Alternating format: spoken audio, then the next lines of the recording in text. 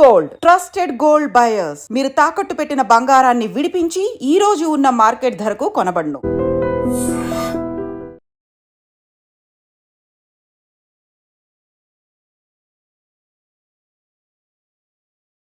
ఆంధ్రప్రదేశ్ చిత్తూరు జిల్లాలో తీవ్ర విషాదకర ఘటన చోటు చేసుకుంది. ఆడుకుంటూ నీటి గుంతలో పడి ముగ్గురు చిన్నారులు ప్రాణాలు విడిచినటువంటి దారుణమైన ఘటన కుప్పం మండలం దేవరాజపురంలో జరిగింది.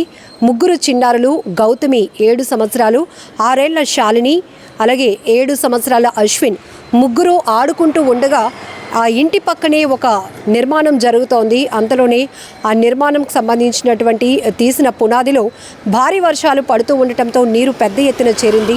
ఆ నీటి కొంతలో పడి ఈ ముగ్గురు చిన్నారులు ప్రాణాలు విడిచారు. దీంతో ఆ తల్లిదండ్రుల రోదన వర్ణనాతీతం. స్థానికంగా తీవ్ర విషాదం నింపినటువంటి ఘటనకు సంబంధించి పూర్తి వివరాల్లోనికి వెళ్దాం. ఆడుకుంటూ నీటి గుంటలో పడి ముగ్గురు చిన్నారులు మృతి చెందిన ఘటన ఆంధ్రప్రదేశ్ రాష్ట్రంలోని చిత్తూరు జిల్లాలో వెలుగు చూసింది. వివరాల్లోనికి వెళ్తే కుప్పం మండలం దేవరాజపురానికి చెందిన ముగ్గురు చిన్నారులు 7 ఏళ్ల గౌతమి, 6 సంవత్సరాల శాలిని, 7 సంవత్సరాల అశ్విన్ వారు నివసిస్తున్న ఇంటి సమీపంలోనే ఆడుకుంటున్నారు. అయితే ఆ పక్కనే ఇంటి నిర్మాణం కోసం తీసిన ఓ పునాది ఉంది.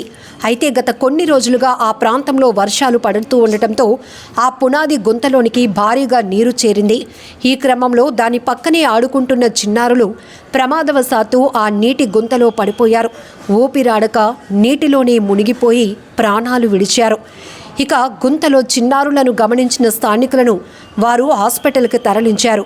వారిని పరీక్షించిన వైద్యులు అప్పటికే చిన్నారులు మృతి చెందినట్లు తెలిపారు. దీంతో ఆ ముగ్గురు చిన్నారుల తల్లిదండ్రులు తీవ్ర ఆవేదనకు గురయ్యారు.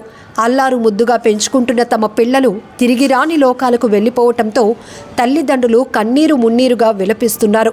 ఇక ఈ ఘటనపై కేసు నమోదు చేసిన పోలీసులు దర్యాప్తు చేస్తున్నారు. ఒకే రోజు ముగ్గురు చిన్నారుల మృతితో దేవరాజపురంలో విషాద ఛాయలు నెలకొన్నాయి.